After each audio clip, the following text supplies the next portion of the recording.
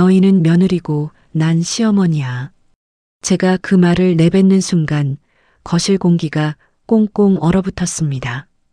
큰애 얼굴이 새파래졌고 둘째 며느리는 입술을 깨물고 눈을 피했지요. 그날 이후로 저는 온 집안에서 구시대 악당 시어머니가 되어버렸습니다. 혹시 여러분도 이 말 때문에 상처받으신 적 있으신가요? 아니면 이 말을 하고 나서 후회하신 적은요? 오늘은 그 말 뒤에 숨겨진 진짜 이야기를 들려드리려 합니다. 솔직히 말하면요. 저도 며느리였던 때가 있었습니다. 저는 올해 69, 이름은 김영자입니다. 남편은 몇 해 전에 먼저 가고 지금은 큰아들 승호, 둘째 승민이, 그리고 며느리 둘과 손주 둘을 두고 있습니다. 아, 그리고 제 유일한 낙이 있다면 새벽 5시 반 산책입니다. 동네 한 바퀴 돌면서 오늘은 며느리들한테 뭐 해줄까 생각하는 게 하루의 시작이지요. 큰애 며느리 지은이는 36, 대기업 인사팀에 다니면서 애들 키우는 워킹맘입니다. 아침마다 머리 휘날리며 뛰어나가는 모습 보면 안쓰러워서요. 그래서 제가 가끔 반찬통을 문 앞에 놓고 오곤 합니다. 둘째 며느리 소영이는 32, 프리랜서 디자이너라 집에서 일하는데 과묵하지만 눈빛이 따뜻한 애입니다. 아직 애는 없지만 가끔 제 손을 꼭 잡아주는 게 고맙더라고요. 명절 12번, 제사 30번을 치르며 저는 늘 시어머니답게 살아야 한다고 스스로를 다그쳤습니다. 시장에서 장볼 때면 아는 분들이 물어봅니다. 영자 씨, 며느리들이 좀 도와주나? 그럴 때마다 저는 어깨를 펴고 답합니다. 우리 며느리들이 잘해요. 제가 복 많이 받았지. 사실 속으로는 토요일마다 시댁 오느라 헉헉대는 지은이 얼굴이 안 잊혀졌습니다. 지하철에서 졸다가 깜짝깜짝 놀라며 내리던 모습, 현관문 열고 들어서자마자 신발도 제대로 못 벗고 털썩 주저앉던 모습. 그래도 저는 우리 집안은 달라야 한다고 믿었습니다. 제가 당했던 것처럼 며느리들을 대하지 않으려고 애썼다고 생각했습니다. 그런데 그 믿음이 어느 설날 아침 폭탄처럼 터지고 말았습니다. 올설에 결국 일이 터지고 말았습니다. 그날 아침 새벽 6시부터 부엌은 전쟁터였습니다. 큰애랑 지은이는 5시 반에 도착해서 이미 전을 부치기 시작했고 7시쯤 소영이까지 합류했습니다. 부엌에서는 기름 튀는 소리, 칼질 소리, 냄비 부딪히는 소리가 뒤섞였습니다. 저는 여기저기 지시하느라 목이 쉬어갔습니다. 둘째야, 잡채 좀 더 볶고, 큰애야, 갈비 양념은 조금 더 진하게 하고. 그때 지은이 얼굴이 눈에 들어왔습니다. 유독 창백했습니다. 입술에 핏기가 없고 이마에는 땀방울이 송글송글 맺혀 있었습니다. 전 뒤집다가 손이 미세하게 떨리더니 지은이가 갑자기 뒤로 물러서며 의자에 털썩 주저앉았습니다. 어머니, 저 잠깐만 쉬면 안 될까요? 어지러워서요. 그 순간 제 입에서 말이 튀어나왔습니다. 지금이 쉴 때야? 손님들 1시간 있으면 오는데. 너희는 며느리고 난 시어머니야. 이럴 때 누가 하겠어. 말을 하는 제 입술도 떨렸지만 멈출 수가 없었습니다. 순간 부엌이 조용해졌습니다. 기름 지글거리는 소리만 들렸습니다. 지은이는 눈동자가 파르르 떨리더니 고개를 폭 숙였습니다. 소영이는 칼을 내려놓고 얼굴이 굳어졌습니다. 그 뒤로 며느리들은 말없이 일만 했습니다. 지은이는 얼굴이 하얗게 질린 채로 전을 부쳤고 소영이는 입술을 깨물며 설거지를 했습니다. 저는 계속 말을 걸어봤지만 돌아오는 건 네 알겠습니다 같은 짧은 대답뿐이었습니다. 저녁 무렵 큰애 방에서 훌쩍이는 소리가 들렸습니다. 승우가 지은이를 달래는 낮은 목소리도 들렸습니다. 그날 밤 우리 집안 단톡방에 올라온 글 한 줄이 저를 벼랑 끝으로 몰아갔습니다. 그 단톡방 캡처를 보는 순간 심장이 내려앉았습니다. 설날 다음 날 오후 둘째 승민이가 제 방에 들어왔습니다. 평소에는 문도 안 두드리고 덜렁거리는 애가 그날은 조심스럽게 노크를 하더군요. 얼굴도 심각했습니다. 엄마, 이건 좀 알아두셔야 할 것 같아서요. 승민이가 내민 휴대폰 화면에는 며느리들끼리 주고받은 메시지가 길게 이어져 있었습니다. 제 눈이 그 글자들을 따라가는데 가슴이 쿵쾅거렸습니다. 지은 또 시작이네. 시어머니 잔소리. 소영, 우린 며느리고 시어머니는 시어머니라네. 결국 부려먹겠다는 소리잖아. 지은 다음 설에는 진짜 안 갈래. 나도 사람인데 왜 나만 이래야 하는지 모르겠어. 소영 언니 괜찮아? 얼굴 진짜 안 좋던데. 지은 임신 5주차야.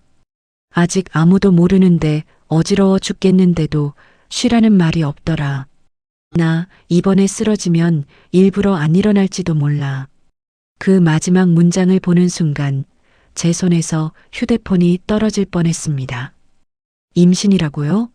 지은이가 임신을 했는데 제가 그렇게 몰아붙였단 말입니까? 저는 그날 밤 한숨도 못 잤습니다. 천장을 보다가 벽을 보다가 창밖을 보다가를 반복했습니다. 머릿속에서는 제 목소리가 계속 맴돌았습니다. 너희는 며느리고 난 시어머니야. 너희는 며느리고 난 시어머니야. 저는 평생을 시어머니 눈치 보며 살았고 내 며느리는 다르게 대해야지라고 수없이 다짐했다고 생각했는데 결과는 똑같은 괴물 시어머니였습니다. 억울함과 서러움 그리고 설명하고 싶어도 못하는 답답함이 뒤엉켜 가슴을 짓눌렀습니다. 아침이 되어 거울을 보니 제 눈은 퉁퉁 부어 있었습니다. 저는 문득 깨달았습니다. 이대로는 안 되겠다고. 그런데 어디서부터 풀어야 할지 모르겠더군요.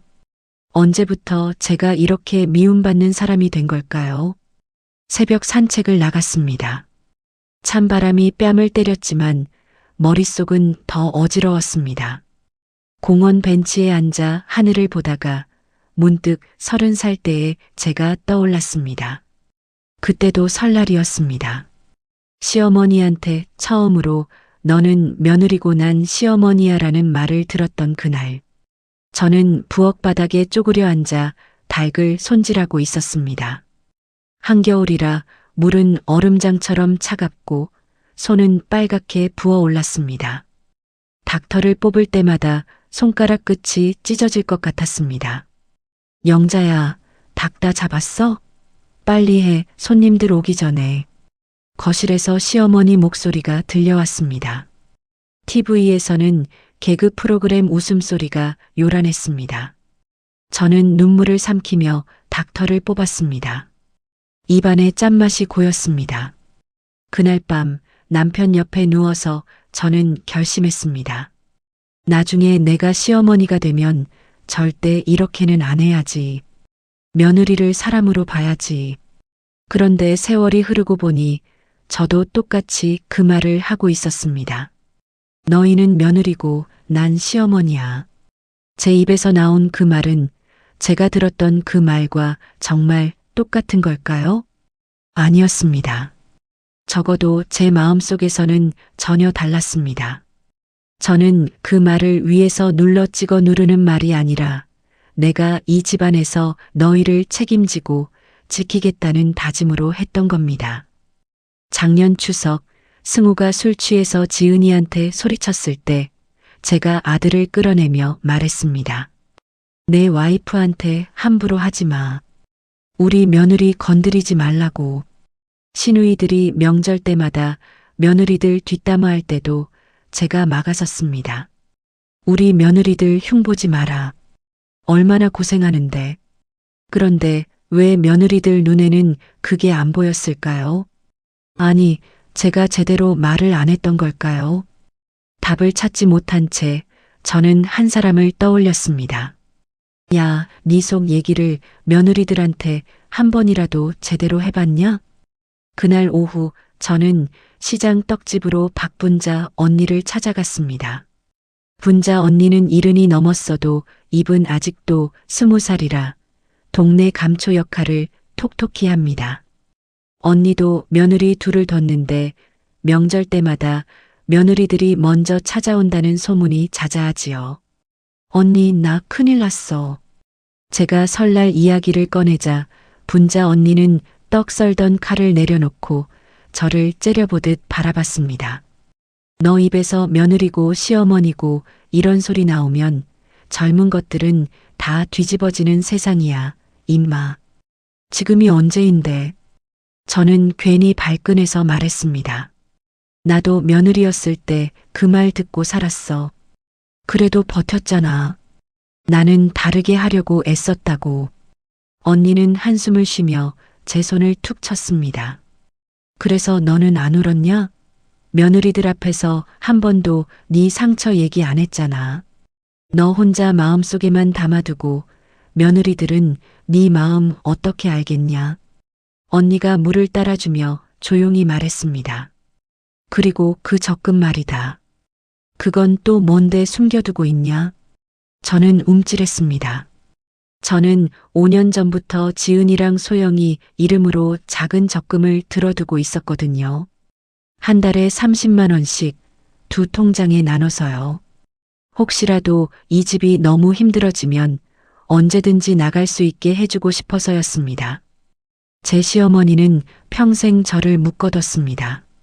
경제적으로도 마음으로도요. 그래서 저는 다짐했습니다. 내 며느리들은 갇혀있게 하지 말자고. 자유롭게 선택할 힘을 주자고. 언니 말이 맞아. 나 제대로 한번 얘기해봐야겠어. 분자 언니가 제 어깨를 두드렸습니다. 그래, 늦었다고 생각할 때가 제일 빠른 거야. 가서 네 진심 다 털어놔. 그 비밀을 꺼낼 때가 온 것 같았습니다. 결국 저는 며느리들을 거실로 불러앉혔습니다. 일요일 저녁이었습니다. 큰애 내외랑 둘째 내외를 다 불렀습니다. 거실에 둘러앉았는데 공기가 무거웠습니다. 지은이는 배를 살짝 감싸고 있었고 소영이는 손을 꼭 쥐고 있었습니다. 저는 떨리는 목소리로 말문을 열었습니다. 지은아, 소영아, 그날 내가 한 말 평생 후회될 것 같구나. 둘 다 고개를 숙인 채 말이 없었습니다. 저는 숨을 깊게 들이마셨습니다. 너희는 며느리고 난 시어머니야. 그 말 사실은 이런 뜻이었단다. 저는 천천히 이야기를 시작했습니다. 작년 추석 승우가 술 취해 지은이한테 소리쳤을 때 제가 막아선 일. 내 와이프한테 함부로 하지 마. 우리 며느리야. 시누이들이 명절 때마다 요즘 며느리들은 아무것도 안 한다고 수군거릴 때 제가 끊어낸 일. 우리 며느리들 건들지 마라. 내가 볼 때는 충분히 잘하고 있어.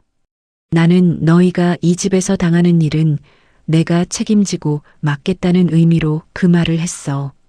너희는 내 며느리고 난 이 집 시어머니니까 내가 지켜줘야 한다고 생각했단다.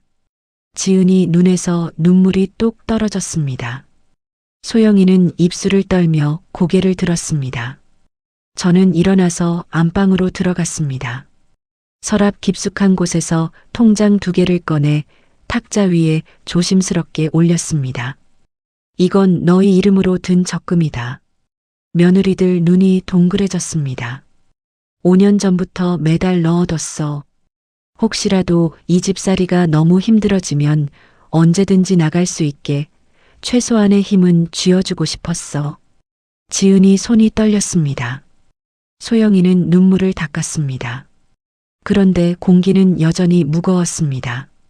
그때 뜻밖의 사람이 조용히 제 앞에 다가와 무릎을 꿇었습니다. 엄마, 미안해요. 제가 제일 먼저 사과해야 할 사람은 엄마였어요. 무릎을 꿇은 사람은 큰아들 승우였습니다. 지은이는 깜짝 놀라서 일어나려 했지만 승우가 손으로 제지했습니다. 나 그 단톡방 처음부터 다 봤어. 와이프가 임신했다는 것도 그때 알았고, 승우 목소리가 떨렸습니다. 근데 나 제일 먼저 뭐 했는지 알아? 화부터 냈어. 우리 엄마가 어떤 사람인데 감히 그렇게 말해? 하면서 승우는 고개를 들어 저를 봤습니다. 눈가가 붉어져 있었습니다. 근데 생각해 보니까 엄마가 늘 와이프 편 들던 장면이 계속 떠오르더라. 작년에 내가 술 먹고 지은이한테 소리쳤을 때 엄마가 나를 밖으로 끌어내셨잖아. 내 와이프한테 함부로 하지 마. 내가 제일 먼저 지켜야 할 사람이 누군지 알아? 라고 하시면서 지은이가 눈을 크게 떴습니다. 그 일을 기억하는 모양이었습니다. 엄마는 우리한테는 잔소리하면서도 와이프들한테는 한 번도 손찌검 안 했어.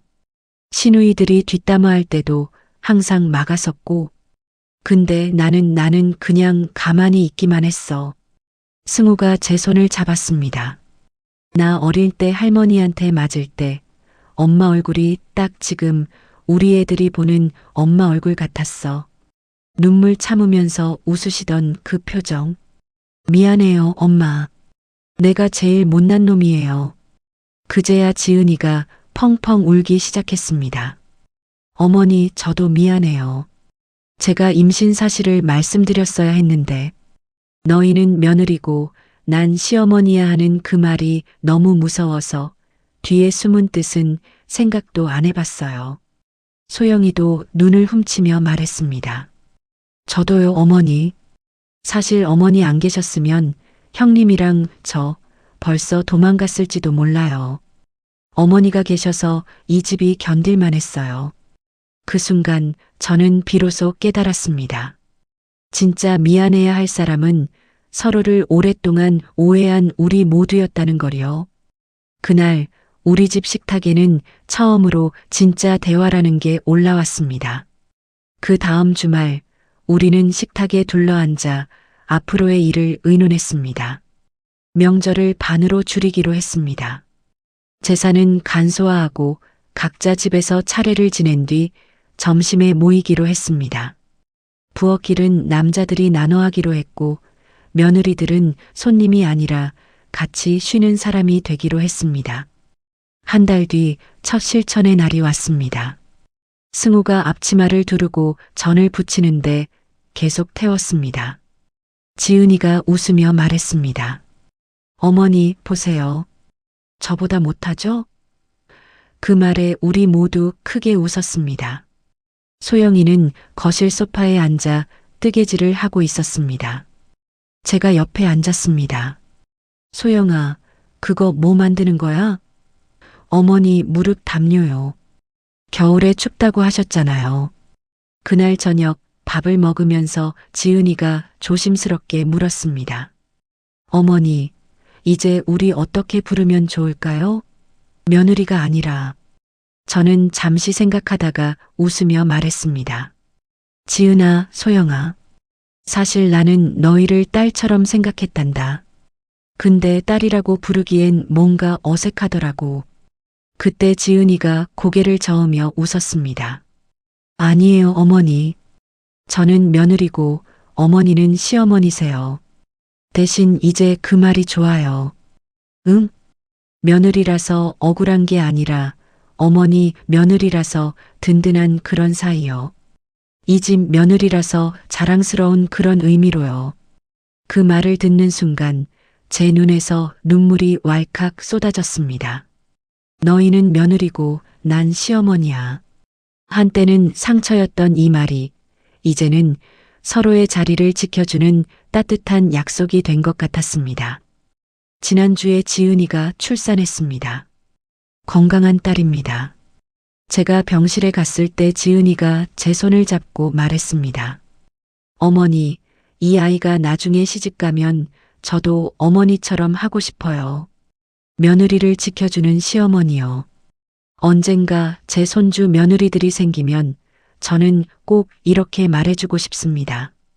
얘야, 너는 며느리고 나는 시어머니지만 우리 서로를 사람으로 먼저 보자꾸나. 며느리와 시어머니, 우리는 참 오랫동안 서로를 역할로만 불러왔습니다.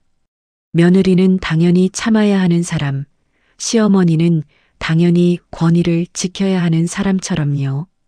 하지만 알고 보면 며느리도 한 집안의 소중한 딸이고 시어머니도 누군가의 상처 많은 옛 며느리였습니다. 너희는 며느리고 난 시어머니야. 이 말이 더 이상 상처가 아니라 서로를 지켜주자는 약속처럼 들리면 좋겠습니다.